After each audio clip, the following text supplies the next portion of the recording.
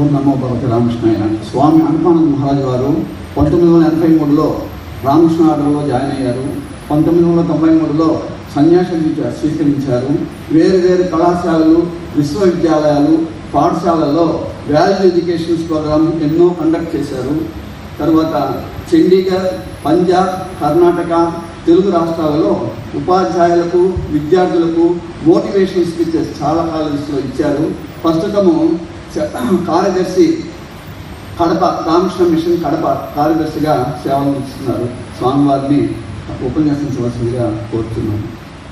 ఓం నమ శ్రీ యతిరాజాయ వివేకానంద సూరయే సచ్చిత్సుఖస్వరూపాయ స్వామిని తాపహారిణి గురుబ్రహ్మా గురుర్విష్ణు గురుర్దేవో మహేశ్వర గురుస్సాక్షాత్ పరబ్రహ్మ తస్మై శ్రీ గురవే నమః.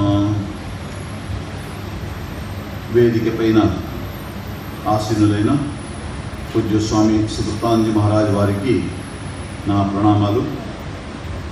అలాగే వేదిక పైన ఆసీనులైన ఆముదాల మురళి గారు, పట్యాల భాస్కర్రావు గారు, అలాగే సైదులు గారు, సుబ్బారావు గారు, వీళ్ళందరికీ, అలాగే సుధాకర్ రెడ్డి గారు, అందరికీ నా నమస్కారాలు. ఇక్కడ విచ్చేసిన విద్యార్థులందరికీ నమస్కారాలు. యువజన సదస్సు, వివేకానంద యువజన సదస్సు, దీన్ని పుదిపట్లలో రామకృష్ణ సేవా సమితి ఉంది. 70 ఏళ్ల సేవలన్నీ పూర్తి చేసిందన్నమాట. ఈ సందర్భంగా ఈ యొక్క కార్యక్రమాన్ని జరుపుకుంటున్నారు. శ్రీరామకృష్ణ సమాజం పుదిపట్ల. ఇప్పుడు ఈ రామకృష్ణ సమాజం, దీనికి ముఖ్యంగా ఆధారం అంటే రామకృష్ణ మఠం, రామకృష్ణ మిషన్. దీన్ని స్థాపించినది స్వామి వివేకానంద. స్వామి వివేకానంద ఏం చేశారంటే, ఒకప్పుడు ముఘల్ పాలన వలన, తరువాత బ్రిటిష్ పాలన వలన ఆత్మవిశ్వాసాన్ని కోల్పోయి, మన సంస్కృతి, మన ధర్మము, దీనిపైన విశ్వాసాన్ని కోల్పోయిన భారతదేశానికి, భారత ప్రజలకి ఆ విశ్వాసాన్ని మళ్ళీ నింపారు స్వామి వివేకానంద. శ్రీరామకృష్ణ వారి శిష్యుడిగా,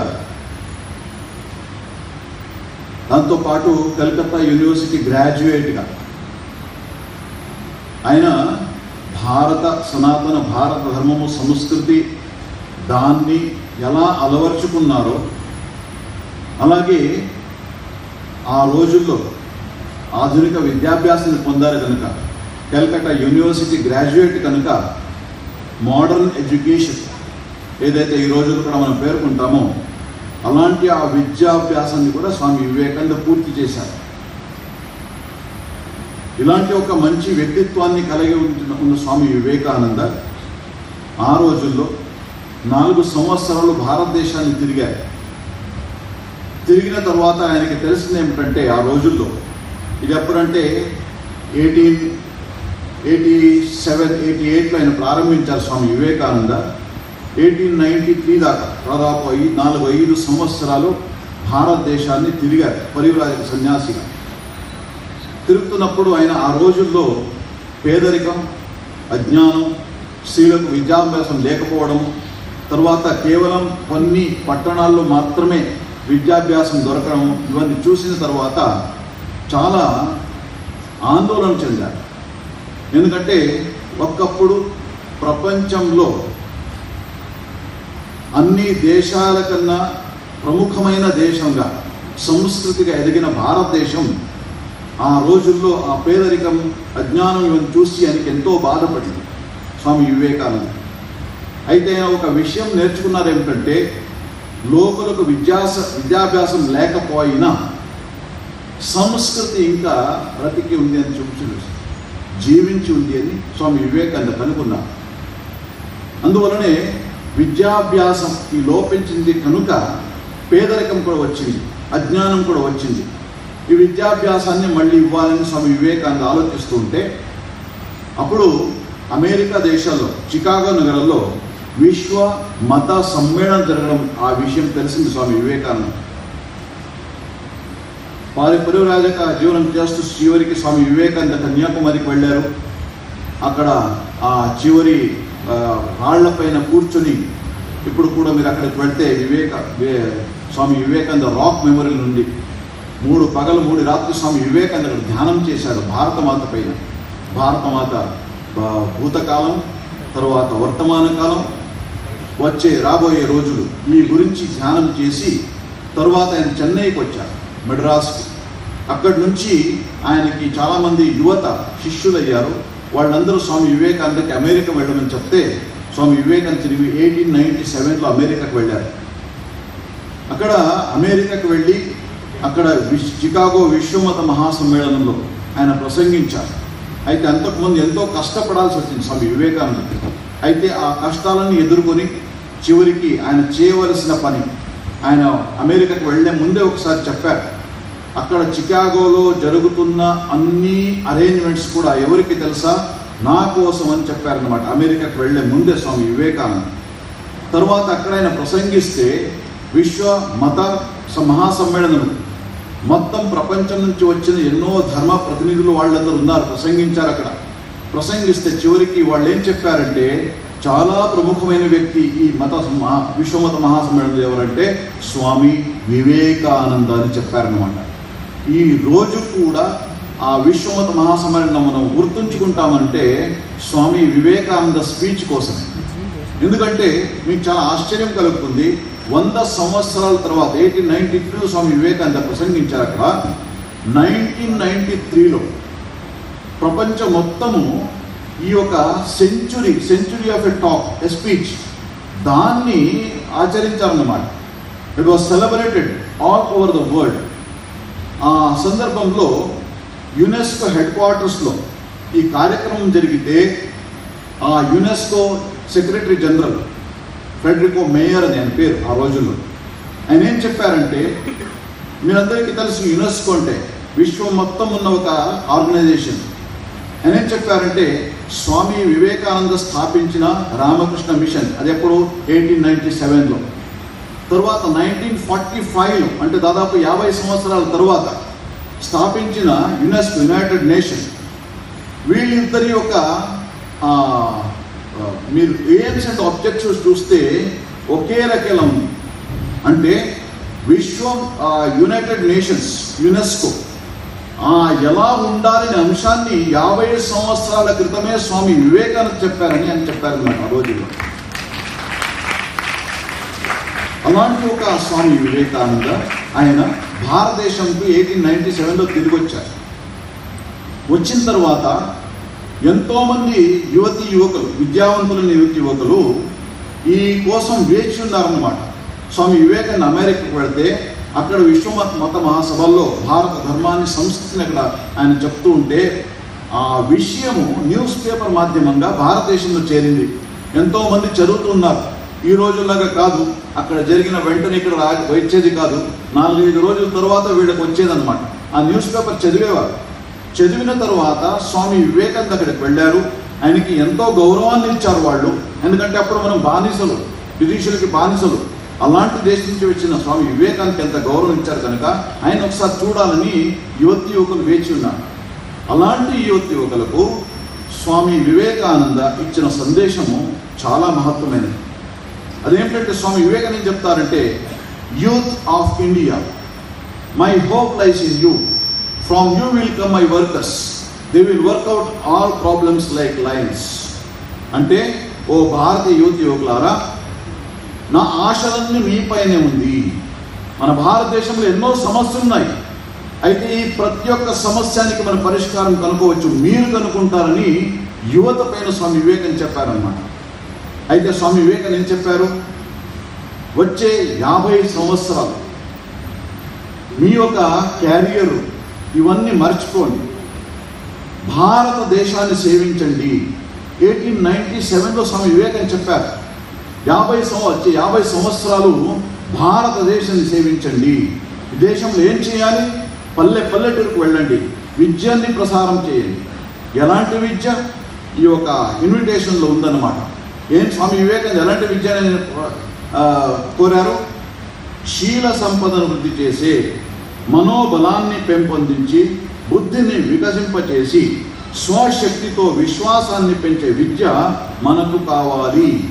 We want that education by which character is formed, strength of mind is increased, the intellect is expanded, and by which one can stand on one's own feet.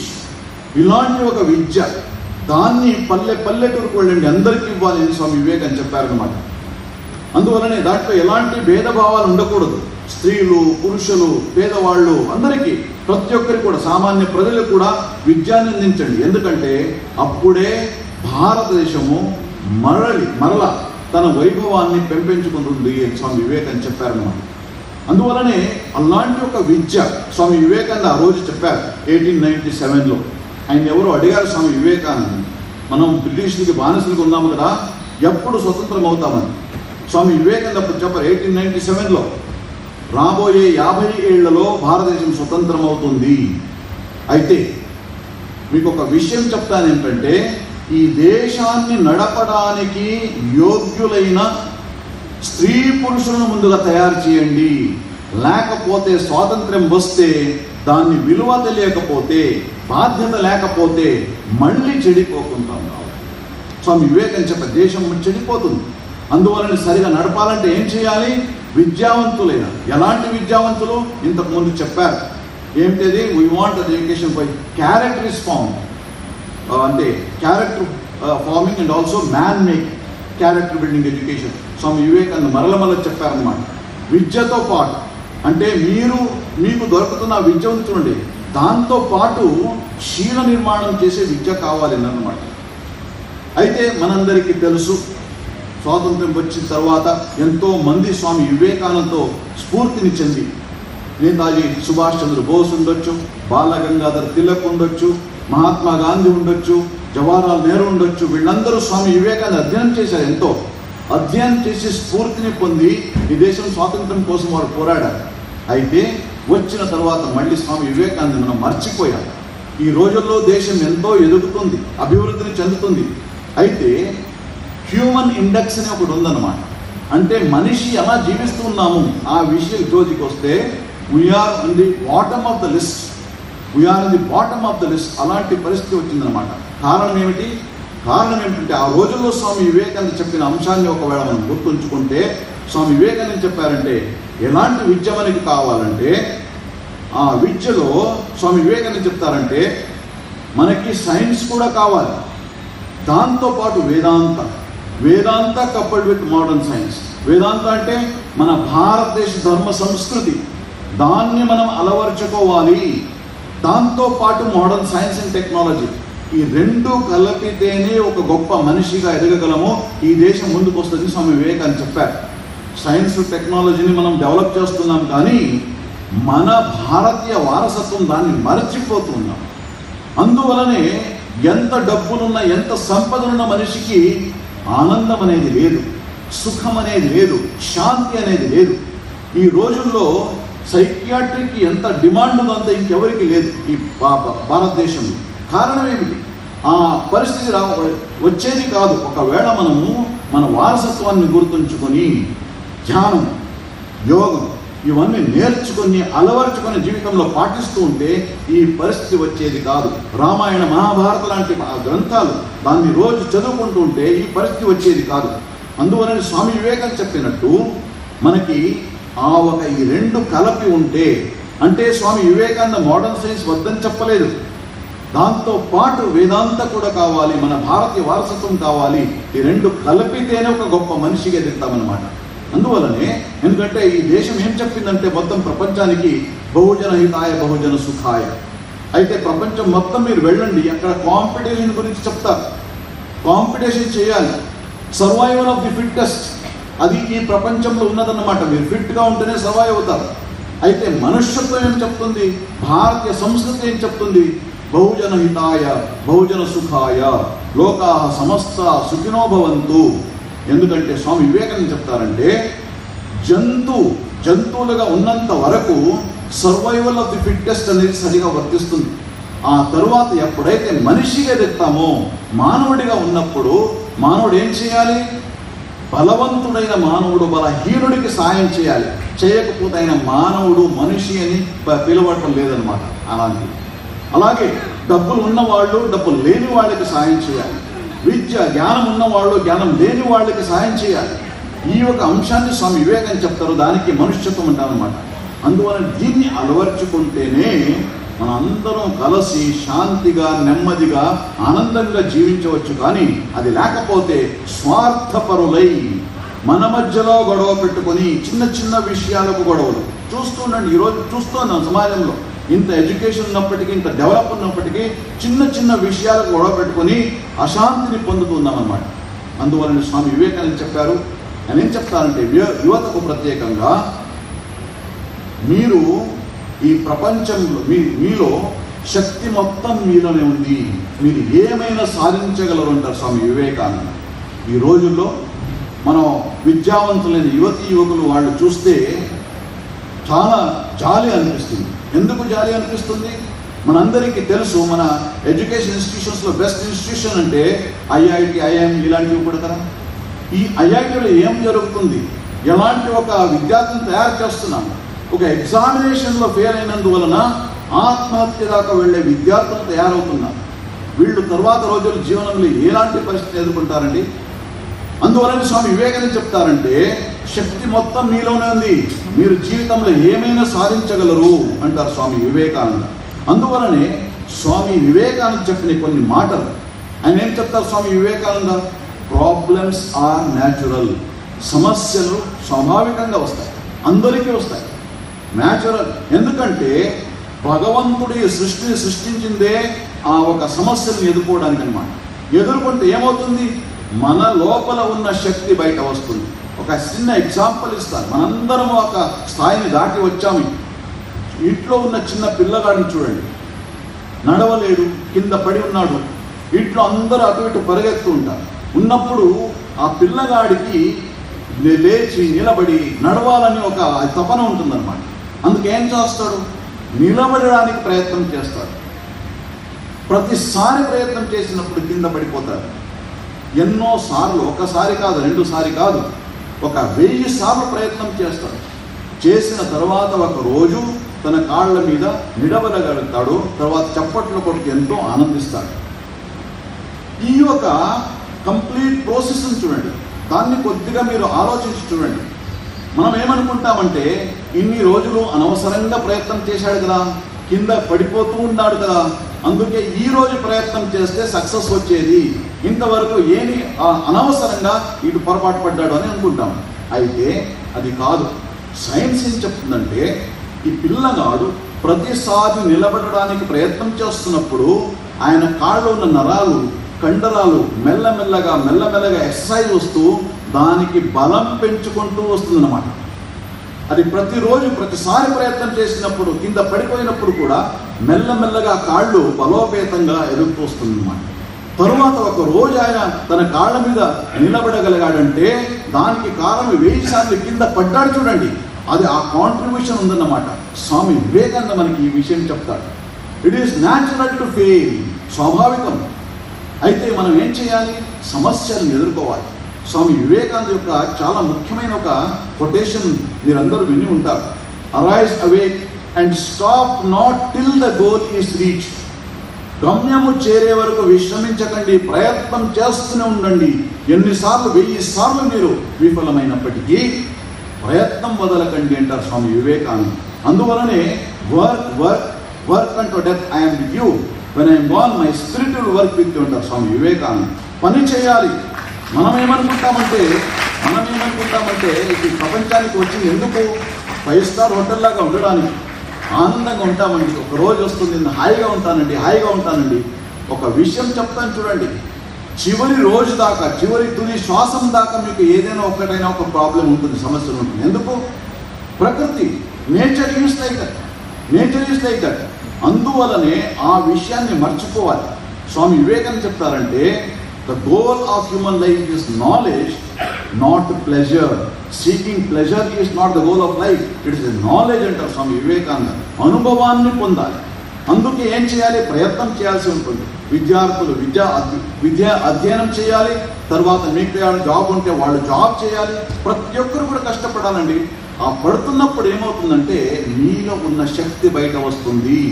ఉంది లోపల, అది బయట రావాలంటే ఇలాంటి ప్రయత్నం చేయాలి. ఆ పిల్లగాడు ఆ రోజు నిలబడడానికి ప్రయత్నం చేస్తూ ఎన్నోసార్లు కిందకు పడిపోయినా పట్టుదలతో ఆ ప్రయత్నం చేశాడు కనుక ఒక రోజు తన కాళ్ళ మీద నిలబడగలిగాడు. అందువలనే ఆ ప్రయత్నం చేసినప్పుడు మనలో ఉన్న శక్తి బయట వస్తుంది. అందుకే సమస్యను ఎదుర్కోవడానికి ఒకే ఒక ఇదేమిటంటే ప్రయత్నం చేయాలంటే స్వామి వివేకానంద జీవనంలో ప్రయత్నం మొదలుకోవద్దు. ఎట్టి పరిస్థితుల్లో ప్రయత్నం మొదలు. You fail only when you stop trying. You are not a failure when you fail in examination. ఆ ప్రయత్నం చేసేది మానేస్తే మీరు ఫెయిల్యూర్ అవుతారు. ఇది స్వామి వివేకానంద మనకి ఇచ్చే సందేశము. తర్వాత స్వామి వివేకానంద చెప్తారంటే నెక్స్ట్ స్వాధ్యాయం. మనలో ఉన్న శక్తి గురించి అధ్యయనం చేసుకోవాలి. ఈ రోజుల్లో ఏమవుతుందంటే స్కూల్కి కాలేజీకి వెళ్తారు కదా యంగ్స్టర్స్, వాళ్ళు ఏమనుకుంటారంటే స్కూల్లో మిగతా స్టూడెంట్స్ అందరూ ఒకవేళ చెప్తే oh you are very sharp, you are very అని చెప్తే అప్పుడు స్మార్ట్, యు ఆర్ స్మార్ట్ అంటే ఓ నేను స్మార్ట్ అనుకుంటాడు. ఒకవేళ అందరూ చెప్తే బుద్ధు అంటే బుద్ధు అనుకుంటారు. అయితే స్వామి వివేకానంద చెప్తారంటే మీ యొక్క శక్తి దానికి ఆ కీ ఉంది చూడండి, అది మిగతా వాళ్ళ చేతిలో ఇవ్వకండి, మీ చేతుల్లోనే పట్టుకోండి. ఎందుకంటే మీరు ఎలాంటి వాళ్ళు అనే అంశము మీ అభిప్రాయంగా ఉండాలి. మిగతా వాళ్ళు చెప్పినట్టు మీరు అనుకుంటే నేను ఇలాంటి వాడిని, నేను స్మార్ట్గా ఉన్నాను, నేను బుద్ధిగా ఉన్నాను, నేను పనికి రాని వాడిని అని అనుకుంటే పొరపాటే. ఎందుకు? ఒకవేళ మీరు స్మార్ట్ అనుకున్నారండి, అందరూ చెప్తూ ఉన్నారు, ఏమంటారు? అప్పుడు ప్రయత్నం చేయడం లేదు. అప్పుడు పరిస్థితి వచ్చినప్పుడు దాన్ని ఎదుర్కోలేకపోతారు. అందువలన స్వామి వివేకానంద చెప్తారంటే మీరు తెలుసుకోవాలి మీ బలం ఏమిటి, మీ బలహీనత ఏమిటి. ఈ విషయం మీకు తెలిసి ఉండాలి. తెలవాలంటే ఆ గురించి మీ గురించి మీరు ఆలోచించాలి. మీరు చేసే ప్రతి ఒక్క పని ఎక్కడైతే మీరు విఫలమయ్యారో ఆ దాన్ని గురించి ఆలోచించాలి. ఆలోచిస్తే అప్పుడు మెల్లమెల్లగా మీ గురించి మీకు తెలుస్తుంది కనుక ఏ విషయంలో బలహీనంగా ఉన్నారో దాన్ని బలోపేతంగా చేసుకోవడానికి ప్రయత్నం చేస్తారు. అందుకే స్వామి వివేకానంద స్వాధ్యాయ, మీ గురించి మీరు సెల్ఫ్ స్టడీ, మీ గురించి మీరు తెలుసుకోవాలి. ఎందుకంటే మనం ప్రపంచంలో ఇప్పుడు ఏం చేస్తామంటే ఈ మొబైల్ అనేది ఒకటి వచ్చింది. ఇది వచ్చిన తర్వాత ఏం చేస్తాం? మన సొంత దీనిపైన, అంటే మన లోపల ఉన్న దాన్ని గురించి ఆలోచించడం లేదు. రోజు కాసేపైనా సమయం తీసుకుని ఒకవేళ మీరు లోపల చూసుకోకపోతే, మీ గురించి ఆలోచించకపోతే you will missing meeting with a great person. అది మీరు. అందువలనే కాసేపు కూర్చొని ఈ గురించి ధ్యానం చేయడము, ఇవన్నీ ఆ గురించి స్వామి వివేకానంద చెప్తారన్నమాట. నెక్స్ట్ ఏంటంటే సెల్ఫ్ కాన్ఫిడెన్స్. మనపైన మనకి విశ్వాసం ఉండాలి. ఎందుకంటే జీవనంలో ఏదైనా చేయాలంటే ఎప్పుడు చేస్తాము? మనపైన నమ్మకం ఉంటే కదా, లేకపోతే వదిలేస్తాం. అవకాశం వచ్చిందనుకోండి, గొప్ప అవకాశం, ఎప్పుడు దాన్ని మనం ఉపయోగించుకుంటాము? ఎప్పుడైతే మన మనస్సులో దానిని సాధించగలననే ఒక విశ్వాసం ఉంటే కదా. అందుకే స్వామి వివేకానంద చెప్తారు, you must have belief in yourself. అని ఏం చెప్తారంటే Swami Vivekananda, all powers is in you, you can do anything and everything. శక్తి మొత్తం మీలోనే ఉంది, మీరు ఏమైనా సాధించగలరు. ఈ విషయంలో విశ్వాసాన్ని ఉంచుకోండి. అదే కాక స్వామి వివేకానంద చెప్తారంటే faith in our self, faith in God. This is the secret of greatness. మనపైన మనకు విశ్వాసం ఉండాలి. 3 సార్లు మనపైన మనకు విశ్వాసం చెప్పిన తర్వాత భగవంతుడి పైన విశ్వాసం అని స్వామి వివేకానంద చెప్తారు. విశ్వాసం, మనపైన మనకు విశ్వాసం, తరువాత దేవుడి పైన విశ్వాసం. ఇది విజయానికి రహస్యం అంటారు. అంటే ముందు మనపైన మనకు విశ్వాసం ఉండాలి. ఎందుకు? దేవుడు ఈ ప్రపంచాన్ని సృష్టించాడు. ఎన్నో జంతువులు ఉన్నాయి, అలాగే మనుషులు కూడా ఉన్నాయి. చూడండి, ఈ ఒక చీమ ఎంతో చిన్నది కదా, మనం దాన్ని చూస్తూ ఉంటాం. ఆ చీమకి కూడా జీవించడానికి కావలసిన శక్తిని దేవుడు ఇచ్చాడు. తన అన్నాన్ని సంపాదించుకుంటుంది అది, ఆ చీమ కూడా. అలాంటి ఒక విషయం ఉన్నప్పుడు ఇప్పుడు ఏం చేయాలి? స్వామి వివేకానంద చెప్తారు, మనిషి భగవంతుడి యొక్క సర్వోత్కృష్టమైన ఒక సృష్టి అన్నమాట మానవుడు. అలాంటి మానవుడిని బలహీనంగా చేశాడా దేవుడు? అంటే ఏ దేవుడి పైన మనకి విశ్వాసం ఉందో ఆ దేవుడి సృష్టి పైన కూడా మనకు విశ్వాసం ఉండాలి కదా. మనల్ని మన లోపల అన్ని శక్తిని నింపి ఆయన పంపించాలి ఇక్కడికి దేవుడు. అయితే మనం దాన్ని డెవలప్ చేసుకోవాలి అంతే. అందుకే స్వామి వివేకానంద చెప్తారు, విశ్వాసం విశ్వాసం, మన పైన మనకు విశ్వాసం, తరువాత దేవుడి పైన విశ్వాసం, ఇది విజయానికి రహస్యం అంటారు Swami Vivekananda. So that is why believe in yourself, have confidence in yourself, in your power. అప్పుడు ఏమవుతుందంటే ప్రయత్నం చేస్తారు. ప్రయత్నం చేస్తేనే ఏమైనా సిద్ధిస్తుంది. ప్రయత్నం చేయక ఏమీ సిద్ధించదు ఈ ప్రపంచంలో. మీలో ఉన్న శక్తి బయటపడుతుందన్నమాట, వ్యక్తీకృతం అవుతుంది. అందుకే స్వామి వివేకానంద చెప్తారు, దీన్ని సాధించాలంటే ఇంకో ఒక విషయం ఉంది. అదేంటంటే మనం మన ఆత్మ నిరీక్షణ చేసుకోవాలి. ఇప్పుడే నేను చెప్పాను, మామూలుగా ప్రతి ఒక్క వ్యక్తిలో కూడా ఏదైనా ఒక బలహీనత అనేది ఉంటుంది. అది మామూలుగా ఏమిటంటే ఇంద్రియాన్ని నిగ్రహంలోకి తీసుకోలేని పరిస్థితి అన్నమాట. ఏదో ఒకటి ఎదురుందని అనుకోండి, ఆశలు కలిగిస్తాయి. దాన్ని ఏం చేస్తామంటే మనం ఉపయోగించుకుంటాం. అయితే దీన్ని మర్చిపోతాం మన లక్ష్యం ఏమిటి. ఒక దీంట్లో జపాన్లో ఒక ప్రయోగం చేశారు వాళ్ళు. చిన్న పిల్లగాడు ఉంటారు చూడండి, వాళ్ళకి బిస్కెట్ ఇవ్వడం, ఏది ఇష్టమో తినడానికి దాన్ని ఎదురు పెట్టడం, పెట్టేసి వాళ్ళకి, నాయన 10 నిమిషాల తర్వాత నేను వస్తాను, నేను వచ్చిన తర్వాత అది తినాలి, ఎదురుంది అది. అయితే 10 నిమిషాలు నేను వచ్చిన తర్వాత నువ్వు తినాలి అంటే, ఏ పిల్లగాళ్ళైతే ఎక్కువసేపు తమని నిగ్రహించుకుని తినకుండా ఉంటారో వాళ్ళు భవిష్యత్తులో ఇంకా గొప్ప వ్యక్తిగా ఎదుగుతారనమాట. అంటే ఈ ఆత్మ నిగ్రహం అనేది ఎంత ఇంపార్టెంట్ చూడండి. ఏ పిల్లగాళ్ళైతే అంటే మొత్తం 10 నిమిషాలు తినకుండా ఉంటే ఆ జీవితంలో ఏదో సాధిస్తాడు అతను అని చక్కని ఆ విషయం తెలుస్తుందన్నమాట. ఆ ఒక నిగ్రహం అనేది ఉండాలి. ఎందుకంటే ఎన్నో ప్రలోభాలు వస్తాయి జీవనంలో.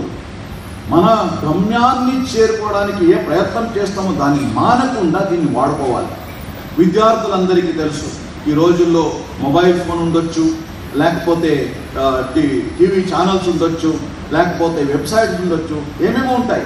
మంచిదే, మంచి పనికి వాడుకోండి, ఏం తప్పలేదు. అయితే తన పైన నిగ్రహం లేకపోతే, సెల్ఫ్ కంట్రోల్ లేకపోతే దానికి బానిసులై అది చెప్పినట్టు వింటాం కానీ టైం వెళ్ళిపోతుంది, కానీ అధ్యయనం పైన మనం ఏం చేయాలో దాన్ని చేయకపోతాం అన్నమాట. అందుకే స్వామి వివేకానంద చెప్తారు ఏంటంటే హ్యావ్ కంట్రోల్ యువర్ సెల్ఫ్. మీ మనస్సు పైన, మీ ఇంద్రియాల పైన కొద్దిగా నిగ్రహం ఉండాలి.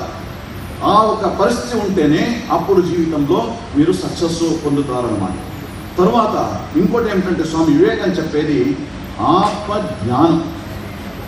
మన గురించి మనం చాలా మనిషిగా మనం పుట్టామన్నమాట ప్రపంచంలో. మనిషి యొక్క గొప్పతనం, మానవుడి యొక్క గొప్పతనం దాన్ని తెలుసుకుని ఉండాలి. మనం మామూలుగా చూడాలంటే ఒక 5.5, 6 feet దీంట్లో ఒక వ్యక్తి మనిషి అనుకుంటామని. అయితే మీకు ఒక విషయం తెలుసా, నిన్న నేను కడప నుంచి తిరుపతి దాకా వచ్చాను, తిరుమల ఎక్స్ప్రెస్. ఎంత పెద్ద బండి అది, 20 బోగీలు ఉన్నాయి దాంట్లో. 1000 మంది కన్నా ఎక్కువ దాన్ని తీసుకుని వెళుతుందన్నమాట.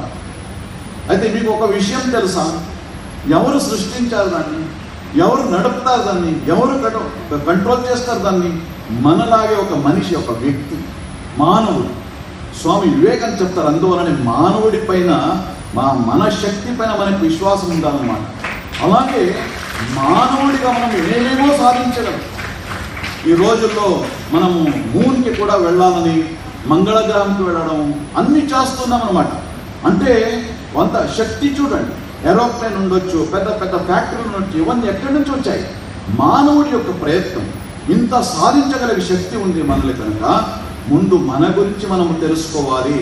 అదొకటే కాదు, each soul is potentially divine అంటారు స్వామి వివేకానంద. దివ్యత్వం అనేది మన లోపల ఉంది, అద్భుతమైన శక్తి ఉంది. అయితే దాన్ని తెలుసుకుంటే ఏమవుతుందంటే మనము ఎప్పటిదాకా తెలియకుండా ఉంటుందో అప్పటిదాకా దాని యొక్క మహత్వం మనకు తెలియకుండా ఉండిపోతామన్నమాట. ఒక వ్యక్తి దగ్గర కోట్లాది రూపాయలు ఉందనుకోండి. ఒక స్టోరీ చెప్తారు, మీరందరూ విని ఉంటారు. ఒక బిచ్చగాడు బిచ్చ పెడుతూ ఉంటాడు ఒక బాక్స్ పైన కూర్చుని, జీవితాంతం అది ఆయన ప్లేస్ అన్నమాట, దానిపైన కూర్చుని బిచ్చ చేస్తూ ఉంటాడు అన్నమాట. ఇప్పుడు అతనికి తెలియదు ఆయన కూర్చున్న ఆ దీని లోపల ఏముందని బాక్స్ పైన.